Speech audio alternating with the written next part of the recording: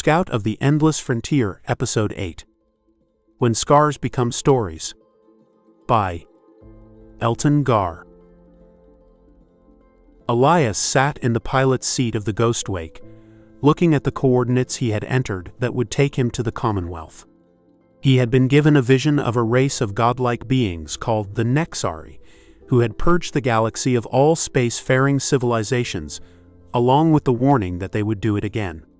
In the vision separated from all other factors, the need to deliver the warning of the Nexari had seemed obvious. But the decision was more complicated. Delivering the message meant a return to the Commonwealth, where powerful people wanted to kill him. If it would work, that would be a simple decision. But he doubted it would. There were people, even more powerful than the ones who wanted to kill him, who wouldn't want the message to get out. And why should he risk his life for the Commonwealth? Why fight to protect people who enslaved entire races? Why protect a race that had made money more important than people? Why not let the Nexari wipe the board clean and hope the next time around things turned out better? With how little he had learned of the Nexari and their motives, that might even be their plan. Leaning back in the chair, he knew that after living a lifetime in that vision, he needed to reconnect to the world, to find the things in it that mattered to him. Some of that was already beginning to happen. The memories of a lifetime in that vision were beginning to recede. Not like you forgot a dream, but more like the details of a movie you spent your childhood watching. One that shaped who you were, but that you don't remember in perfect detail.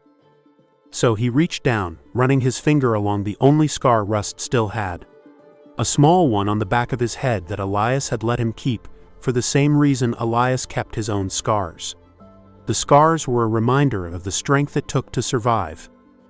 The dog looked up at him, and he stopped tracing the scar and scratched him between the ears and said, "Did I ever tell you how I got the Ghostwake?" The station had been nearly abandoned before it had been retrofitted by Pioneer Systems as a staging platform for scouts. There were classes you could take, supply stores, far too many loan offices, and the shipyard. Elias didn't need or want most of those classes. His goal wasn't to spend time with people here, but to get as far away from everyone as he could. Because even here, where there were only a few people scattered around and a handful of salesmen, it felt crowded. But more than that, there were far too many places someone could hide.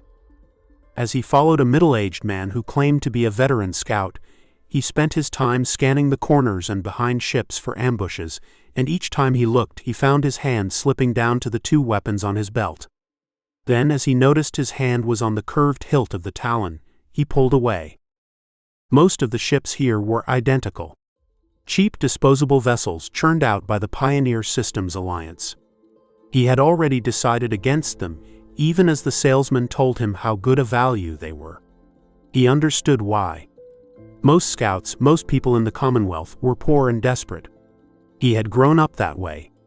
But it didn't matter.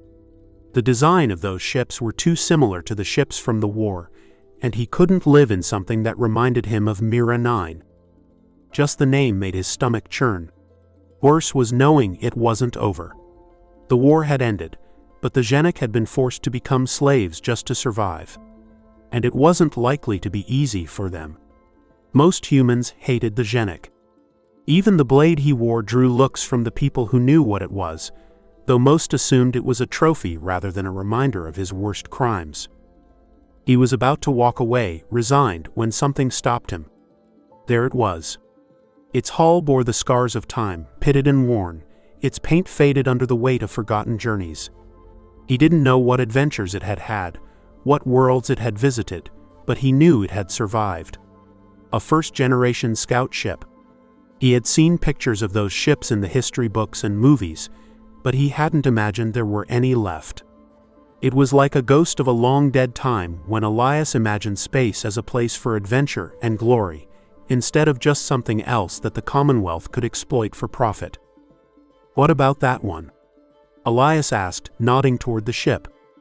The salesman turned, a flicker of surprise in his expression. "You don't want that.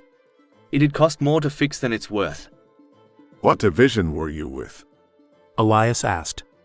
He had seen the top of the man's tattoo several times, but it was mostly covered. The salesman hesitated, his hand pausing midair. 7th. He said carefully. And then 9th. What about you? Elias nodded, his expression darkening.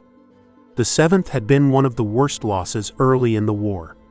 It wasn't as bad as things that happened later in the war, like 100,000 soldiers being abandoned to die, but enough to get everyone invested.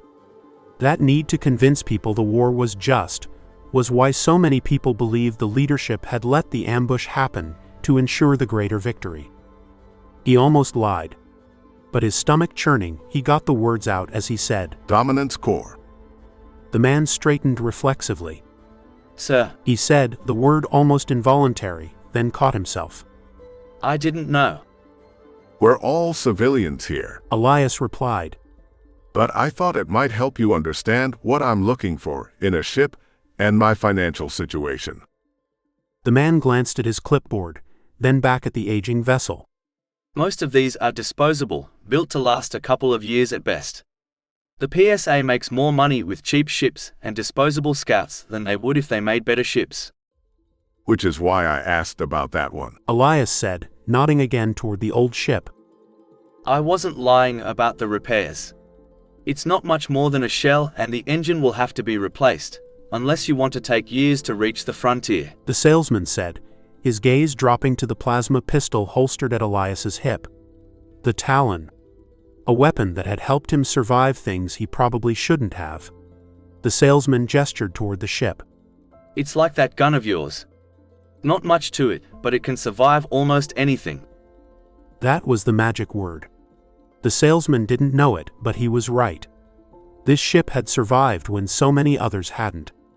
And Elias liked survivors, so he said, I was paid well. It's your wallet. But the ship will need a name. The man said. Elias considered that. He had come up with names for ships when he was a kid. Names that implied adventure and wealth. But this ship didn't represent that. It woke something in him. A ghost that perhaps wasn't as dead as he had always thought. So he said, Call it the Ghostwake. Elias was pretty sure that he had told Rust that story before. He had told him all of his stories. But Rust still watched Elias as he spoke, and while he didn't know if having someone listen helped reconnect with this world, he knew that Rust helped. And as he looked around the ship, he felt like this was home again. A ship that reminded him of who he had been, before his own choices had broken him. But more than that, a place that was a promise that you could survive. Because that was what the Ghostwake was. Not a memory of the past, but a place of survivors. He liked to believe that every place had a soul. Some bit of something at its center. If it did, then the soul of the Ghostwake was simply the soul of a survivor. A place where people and dogs could heal and start over. Elias didn't know what else he was. But he was a survivor. And that meant something. And as he thought about that, he handed Rust the last of his sandwich and said, Do you remember when we met? The dog's tail drooped and he lowered his head. You weren't that bad. I'm just glad you're a dog, because if you were human, well, you'd be a lot more angry. Elias said, allowing himself to watch the unmoving computer screen while he pondered his decision. Elias's first big score had nearly been his last. The world had been a paradise. And just like paradise, it had a serpent. In this case, it had been a Terevian snake with a poison bite that had nearly killed Elias. In the week after he had been bitten, between the fever dreams, he decided on two things. First, his aversion to autodocs wasn't worth dying for, and he needed a partner. So he walked down the cramped hallways of a building that, in a just world, wouldn't exist. Most of the animals in the cages seemed fine. He couldn't come up with a better word. Some of them came over to see what he was doing, others seemed disinterested. And then there was the Collite hounds. There were a couple here, but those had been among the more disinterested. Except this one. It was curled up in the corner as far away from the door as possible, its head pushed into the concrete of the corner. that hit its face, but Elias could still see the scars, some new, some old, and even a couple of burns on him. What is with him? Elias asked. Carlite hounds are far stronger than most dogs. Some people take that as an excuse or perhaps a challenge. We'll do our best to help him, but he's not what you're looking for, the woman who ran the shelter said. Elias stood, looking down the long hallway, considering all the dogs he had seen. Then offhandedly, he said, How did he end up here? He was brought in for disposal. He attacked the corporate liaison. Then why is he still here? Elias asked. The young woman, who was showing Elias the row of dogs, said, He is worth too much. He may never leave that cage again, but that does not mean we can't breed him. There was something about the story that didn't quite fit. There were other hounds here. A Galactic hound might be worth 1,000 credits, but that was far less than the cost of an angry corporate liaison. Perhaps this is the wrong place for me, Elias said. The woman seemed surprised, and she grabbed Elias's arm. That was the exact reaction he hoped, but he took a couple of steps before she said, Please stop.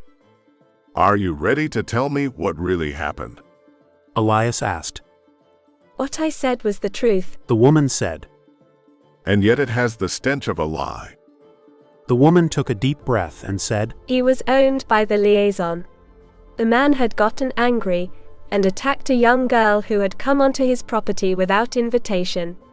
That dog is terrified of everyone.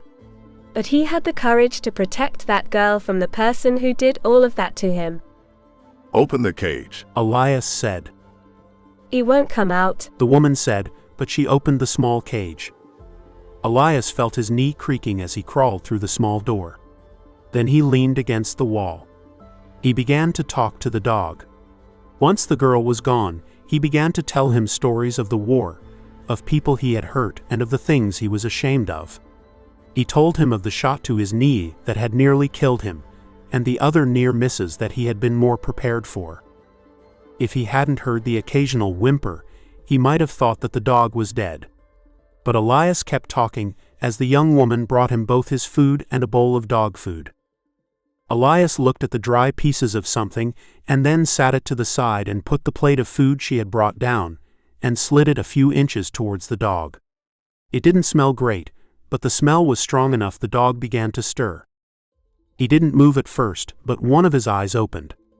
Elias could tell he wanted to eat, but fear was stopping him, so Elias waited, letting the dog have a few moments of silence. The dog barely made it to its feet. He could see its ribs and even more scars, and it took most of Elias's willpower not to go find the corporation liaison in the town.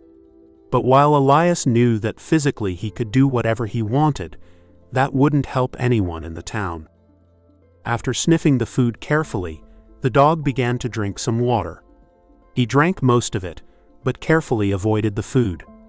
And Elias thought he understood. The dog had likely been punished for taking food before. He could try to hand feed the dog, but he wasn't convinced that would work, so instead he took the plate and dumped the food into the dog's dish. The dog sniffed it again but still didn't eat, and once it was standing, it never took its eyes off Elias, only shifting as it glanced at the knife. So Elias told him how he had gotten the knife. He wasn't sure how much the dog understood, but while Elias told the story of his worst day, the dog took the 2 steps to the bowl and took one bite. It then stopped and looked up at Elias, waiting to see how he reacted. Elias didn't move. If he tried to reach out to the dog now, he was fairly certain the small progress he had made would be reset. When nothing happened, the dog finally decided it was safe and ate quickly, only stopping when it got to the actual dog food. It considered that, but Elias said, No. I'll get you more human food in a few minutes. But if you eat too much too fast, you'll get sick. He had seen people in this condition. He wasn't sure if the dog had been literally starved, but he hadn't been eating enough, and the last thing either needed was the dog throwing up. Once it was done eating, the dog laid down again, watching Elias, but it wasn't curled up in a ball, hiding anymore. So Elias made a tactical decision. There was only one way that he was going to look less dangerous than he did right now. He used one of the skills he had learned in the military and leaned his head against the metal cage and fell asleep. He was woken by the dog poking at him. As soon as he stirred, the dog jumped back, moving faster than he had before. But he didn't move back as far. And Elias slowly raised his hand. Not to touch the dog, but he allowed the dog to smell his hand. He then said, "Take as long as you need. I'll stay here until the cage rusts." Elias had never known why that broke through. Perhaps he had already been ready to trust him, or perhaps he showed a moment of courage, but the dog sat. Not touching Elias, but close enough that Elias could reach him. And in a few minutes, when he laid down, his head was almost next to Elias. It took 2 more days for Elias to get him to come out of the cage. In those 2 days, they came to an agreement. Elias didn't need someone to do as he was told, and he certainly wasn't looking for someone who would let him kick him. He needed someone to watch his back. And while the dog had a lot of healing left to do when they stepped out of that cage together, Rust was already the best partner that Elias had ever had. Elias felt almost himself again, but while he thought about his family and life back in the Commonwealth, it was too distant. Something that he only half remembered. It wasn't as tangible as the things here. What he needed was something he could see and touch.